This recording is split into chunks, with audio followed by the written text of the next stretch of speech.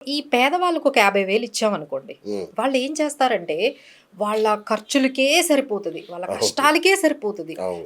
ఏదో ఒక కష్టాలకే సరిపోతది. అదే 50,000 ఒక మధ్య తరగతికి ఇచ్చామనుకోండి, వాళ్ళు 30,000 వాళ్ళ నీడ్స్‌కి వాడుకొని, ఇంకొక 20,000 ఎంజాయ్ చేయడానికి ఖర్చు పెడతారు. ఓకే. రైట్. ఆ! మధ్య తరగతి వాళ్ళు. అవును. ఒక ఫోన్ కరెక్ట్. కొనుక్కుందాము, ఓ షాపింగ్‌కెళ్దాము, హ్మ్. ఒక రెస్టారెంట్‌కెళ్దాము. వీళ్ళు ఆలోచన వాళ్ళకి ఎంత డబ్బొచ్చినా ఒక 50% 60% వాళ్ళ నీడ్స్‌కి పోగా అవును. మిగతాదంతా కూడా ఏ కార్ కొనుక్కుందాం, ఏ ఫోన్ కొనుక్కుందాము, ఎలా ఎంజాయ్ చేద్దాము, ఏ రెస్టారెంట్‌కెళ్దాము, ఏ అవును. వెకేషన్‌కి వెళ్దాం. అదే 50,000 100% కరెక్ట్ అండి. ఆ! అదే 50,000 మీరొక సంపన్నులకిచ్చి చూడండి. వాళ్ళెలా ఖర్చు పెడతారో తెలుసా? 50% ఇన్వెస్ట్‌మెంటే పెట్టేస్తారు. ఓకే. 25,000, 30,000 వాళ్ళకి పక్కకు పెట్టుకొని వాళ్ళ నీడ్స్‌కి మిగతా ఏదైతే 30,000 ఖర్చు పెట్టుకొని మిగతా 20,000 ఉందో ఆ 20,000 తీసుకొనెళ్ళి వాళ్ళు ఇన్వెస్ట్‌మెంట్ చేస్తారు. ఇప్పుడు మీకు వావ్! సీక్రెట్ అర్థమైంది. అర్థమైపోయిందా? అబ్బబ్బా! ఇంత సింపుల్ సీక్రెట్. చాలా సింపుల్ అండి. ఓకే. ఇప్పుడు మన మధ్య తరగతి వాళ్ళకి, వీళ్ళకి చూసారా ఎక్కడ డిఫరెన్స్ వచ్చింది? అవునవును. వీళ్ళకొక 20,000 మిగిలితే ఏం చేశారండి? అర్జెంట్‌గా రెస్టారెంట్‌లకెళ్లారు, రెస్టారెంట్‌లు, సినిమాలు, సినిమాలు, షికార్లు. వెకేషన్‌లు, అవును. ఫోన్‌లు, కార్లు. వీళ్ళు 10 సంవత్సరాలైన అదే కారు. నార్మల్‌గుంటారు.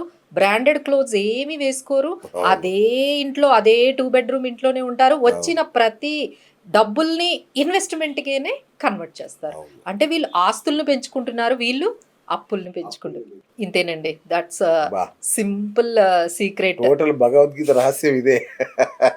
కరెక్ట్. సో, ఇప్పుడు వావ్! మీకు తప్పెక్కడ జరుగుతుందో ఈ పాటికే అర్థమైపోతుంది. సో, వీళ్ళెలా రిచ్ అయిపోతున్నారు, వీళ్ళిలా డబ్బులెలా సంపాదిచ్చేస్తున్నారు, సంపాదిచ్చేస్తున్నారు అంటే, వీళ్ళ సీక్రెట్ అదేనండి. హ్మ్. 30,000 మాత్రమే వాళ్ళు ఖర్చులకు పెట్టుకొని, ఆ 20,000 ఏదైతే ఉందో అంటే 20, 30% అండి. వాళ్ళకొచ్చిన ప్రతి రూపాయిలో 30 పైసలు తీసుకొనెళ్ళి ఇన్వెస్ట్‌మెంట్ చేసేస్తారు. అబ్బబ్బబ్బా! సూపర్. సో, దీనివల్ల వాళ్ళేం జేస్తున్నారు, వాళ్ళ ఆస్తుల్ని డబుల్ చేసుకుంటూ, మళ్ళీ దాని మీద నుంచి ఇన్‌కమ్ ఒచ్చిందనుకోండి, మళ్ళీ రైట్. ఆ ఇన్‌కమ్‌ని దాన్ని మళ్ళీ ఇంకో మళ్ళీ దగ్గర ఇన్వెస్ట్ ఓహ్! చేస్తారు. ఓకే. మళ్ళీ దాని మీద ఇన్‌కమ్ ఒస్తుంది, మళ్ళీ ఇంకో దగ్గర ఇన్వెస్ట్ చేసుకుంటూ ఎళ్ళిపోతూ ఉంటారు. ఇప్పుడు షేర్స్‌లో పెడతారు, అవును. డివిడెండ్స్ ఒస్తాయి. అవును. రియల్ ఎస్టేట్‌లో పెడతారు, రెంట్‌లొస్తాయి. ఇలా ఎక్కడి నుంచి వస్తూ ఉన్నదాన్ని మళ్ళీ ఇన్వెస్ట్‌మెంట్‌లు చేసుకుంటూ వాళ్ళు డబల్ అయిపోతున్నారు. సో, ఇలా మనం చూసుకున్నట్లయితే ఇలాంటి వాళ్ళు ఒక్క శాతం ఉన్నారండి. వాహ్! వాహ్! సూపరండి. ఓహ్! అయితే సమాజంలో ఇప్పుడు నేను గమనించిందేంటంటే మేడం, హ్మ్.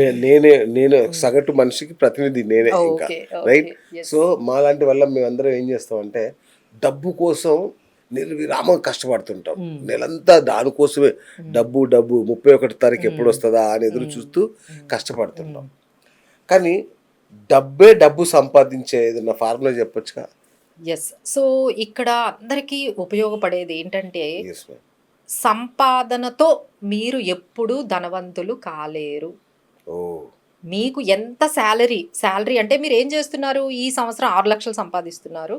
10,00,000 సంపాదిస్తున్నారు. 20,00,000 సంపాదిస్తున్నారు. అంటే మీ సంపాదన పెరుగుతూ ఉంటే మీరు ధనవంతులవుతారని మీరనుకుంటున్నారు చూడండి. అవునవును. అదే పెద్ద తప్పు. కరెక్ట్ అండి. అవును. సంపాదన మీరు పెరిగినంత మాత్రాన మీరు ధనవంతులు యాహ్! అవ్వరు. నేను చాలా మందిని చూసానండి. ఇప్పుడు ఈ 50,000 ఉన్నప్పుడు రూ. 1000 గూడా ఆయన ఇన్వెస్ట్ చేయలేడు. 10,000 ఇన్వెస్ట్ చేయలేడు. సరే మేడం నేను రూ. 1,00,000 అవ్వగానే ఇన్వెస్ట్ చేస్తానని అస్సలిగ చెప్తాడు. చూడండి అనుకుంటారు. చూడండి అవును. మేడం నేను ఆ! రూ. 1,00,000 అవ్వగానే మీకసలు 20,000 ఇలా అంటే ఎస్ఐపి ఆ అవును. రూ. 1,00,000 వచ్చినప్పుడు కూడా చెయ్యడాయన. చేయడు. అవును. మళ్ళీ 2,00,000 అవుతది సాలరీ. అప్పుడు కూడా చేయడు. చేయడు. అంటే ప్రాబ్లమ్ ఎక్కడుంది?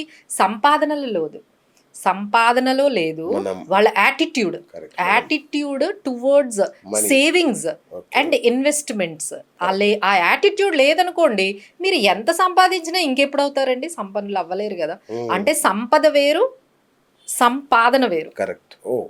సూపర్. ఆ! సంపద వేరు, సంపాదన వేరు. అంటే మనమంతా కూడా ఎన్ని లక్షలు సంపాదించాలి, ఎన్ని లక్షలు సంపాదించాలి, ఎన్ని లక్షలు సంపాదించాలి. సో, ఇదే మనకి గొడవ.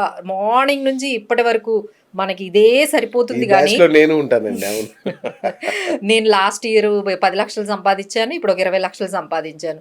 బట్ అక్కడ చూస్తే సంపదేం ఏమి పెరగల. ఉండదు. యెస్. సంపదేమీ పెరగడం లేదు. సో, దీని మీద ఫోకస్ ఎక్కువగా అంటే మన టైము అంటే 95% 100% టైము మీరు ఎట్లా సంపాదించాలనే పెడుతున్నారు. సంపద సృష్టించడం మీద ఎంత టైం పెడుతున్నారు? హ్మ్. మనం ఎంత టైం ఇస్తున్నాం దానికి? కరెక్ట్. ఆ డబ్బు ఏదైతే వచ్చిందో దాన్ని నిలబెట్టుకొని, దాన్ని డబల్ చేసుకోడానికి మీరు ఎంత సమయం పెడుతున్నారు? హ్మ్. రోజులో? కరెక్ట్. రోజుకి గాని, మంత్ గాని, ఇయర్‌కి గాని ఒక్కసారైనా కూర్చుంటున్నారా? కూర్చొని దాని గురించి ఆలోచిస్తున్నారా? మనం ఏం చేస్తున్నాం అనేది ఏదో అంటారు చూడు రేస్.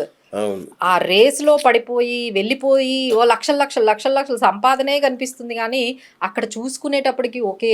10 సంవత్సరాల నుంచి నేను కష్టపడుతున్నానే, నేను ఏం సంపాదించాను అని ఒక పెన్ను, పేపర్ పట్టుకొని మీరందరూ రాయండి. ఎవరైతే ఇప్పుడు ఈ ప్రోగ్రామ్ చూస్తున్నారో, అవును. అందరూ ఒకసారి రాసుకున్నారనుకో, ఓకే 10 సంవత్సరాల నుంచి నేను సంపాదించింది ఏమిటి? అంటే మీకు అన్ని అప్పులే కనిపిస్తాయి. అది ఏమిటో తెలుసా? కారు కొన్నాను. దానికి ఈఎంఐ ఆ అవన్నీ ఎక్స్‌పెన్స్ డిప్రిషియబుల్, అన్ని ఎక్స్‌పెన్సెసే. అన్ని డిప్రిషియబుల్ ఎక్స్‌పెన్స్ అసెట్స్. టూర్‌కెళ్ళాను. వెకేషన్‌కి వెళ్ళాము, లేదో ఫంక్షన్ చేసుకున్నాము, ఇవే ఉంటాయి మొబైల్ అవన్నీ. కొనుక్కున్నాను, ల్యాప్‌టాప్ కొనుక్కున్నాను. సో, ఇదే మనకి సరిపోతుందండి. బట్ ఇవన్నీ కూడా సంపాదన కాదు కదా! సో, దీని మీద మనం కొంచెం ఒక టైం అనేది స్పెండ్ చేసుకొని, మనం ఎక్కడ మిస్టేక్ చేస్తున్నామో అని తెలియాలి అంటే మీరు అసలు ముందు ఆగాలి. కరెక్ట్. ఒక దగ్గర ఆగి, మనం ఒక స్ట్రాటజీ వేసుకొని, అసలు మన ఇంట్లో ఏం జరుగుతుంది? అసలు ఎంతమంది కూర్చొని మనకొస్తున్న ఇన్‌కమ్ ఎంతొచ్చింది? యెస్. మనం ఎంత ఖర్చు పెట్టాము? ఆ ఖర్చంతా ఒకసారి రాస్తే, హ్మ్. మనం అసలు డెఫిసిట్‌లో ఉన్నామా? సర్ప్లస్‌లో ఉన్నామా? అనే విషయం మీకు అర్థమవుతుంది. చాలామంది అసలు డెఫిసిట్‌లో ఉన్నారో తెలియదు. అసలు సర్ప్లస్‌లో ఉన్నారో తెలీదు. వస్తే సేవింగ్స్ ఎంత ఎంత మిగిలాయో వాళ్ళకి తెలీదు. ఒక్కొక్క నెల ఒక్కొక్క రకంగా వాళ్ళు అసలు చేసుకుంటూ వెళ్ళిపోతున్నారండి. సో, దీనికి ఒక్కటే మార్గం ఏంటంటే టైం. మీరు రైట్. ఈ సంపాదించిన దాన్ని టైం పక్కన పెట్టి, మనం ఎలా సంపదను సృష్టించాలి అనే దాని గురించి ఒక్కసారి ఆలోచన అంటూ మీకు ఈ ప్రోగ్రామ్ ద్వారా అయినా వస్తే, యెస్. సూపర్. ఒక్కసారి కూర్చొని ఆలోచించండి. మనం ఎక్కడ తప్పులు జరుగుతున్నాయి? ఎక్కడ మనము మనం అంటే దేర్ ఈజ్ ఓన్లీ 2 వేస్ అండి. బడ్జెట్ అవును. నాకు మెయిన్. అర్థమైంది ఏంటంటే మేడం, మాకు సేవింగ్స్‌కి, ఇన్వెస్ట్‌మెంట్‌కి తేడా తెలీదు అవును. యాక్చువల్‌గా. అవును. అదేంటో ఒకసారి క్లియర్‌గా చెప్తారా? యెస్. సేవింగ్స్‌లో రిస్క్ ఉండదు.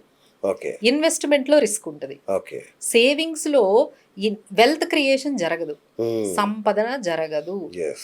ఎందుకు అంటే అది ఇన్‌ఫ్లేషన్‌ని బీట్ చేయలేదు. ఇప్పుడు హ్మ్. సేవింగ్స్ అంటే ఏంటి? రిస్క్ లేనివి. అంటే అవును. మీరు బ్యాంకుల్లో పెట్టింది, అవును. లేకపోతే గోల్డ్ కొనుక్కున్నది. అవును. అవన్నీ ఏంటంటే మీకు 8%, 7%, 6% వచ్చేవి. అంటే పీఎఫ్‌ల్లో పెట్టుకునేవి, అవును. ఎన్‌పీఎస్‌ల్లో పెట్టుకునేవి. ఇప్పుడు అందరూ కూడా ఈ ఇన్వెస్ట్‌మెంట్స్ అంటే వాళ్ళు ఇన్వెస్ట్‌మెంట్ అంటారండి. కరెక్ట్. నిజంగా దాన్ని ఇన్వెస్ట్‌మెంట్ అనే వర్డ్ వాడకూడదు. హ్మ్. వాటికి అంటే ఇన్సూరెన్స్ ప్లాన్ తీసుకొని నేను ఇన్వెస్ట్‌మెంట్ పెట్టాననుకుంటారు. అవును. ఇన్సూరెన్స్‌లు ఇన్వెస్ట్‌మెంట్ కాదు. మీరు వేసే చిట్టీలు ఎవరో చిట్టీలేస్తూ ఉన్నారు చూడండి. అది ఇన్వెస్ట్‌మెంట్ కాదు. మీరు అయ్యో! తీసుకునే మా సగం ఎఫ్‌డీస్ జీతంలో చిట్టీలే చిట్టీస్‌లకే ఉంటాయండి. వెళ్ళిపోతూ ఉంటాయండి. That is the biggest mistake. Oh! అన్నిటికన్నా బిగ్గెస్ట్ మిస్టేక్ మన వాళ్ళు ఇన్వెస్ట్‌మెంట్ అని అనుకోని చేసినవేంటంటే ఒకటి గోల్డ్ స్కీములు. కరెక్ట్. ఇంకొకటేమో ఈ ఇన్సూరెన్స్ పాలిసీలు డబ్బులు కట్టేసి మన పాప మీద ఒక స్కీమ్ తీసుకున్నాను. మన పాప మీద ఒక ఇన్సూరెన్స్ ప్లాన్ తీసుకున్నాను. ఇక అయిపోయింది. మన పాప అసలు మన లైఫే ఆమెని సెట్ చేసేసాం అవును. అన్నంతగా వీళ్ళు ఫీల్ అయిపోతారు.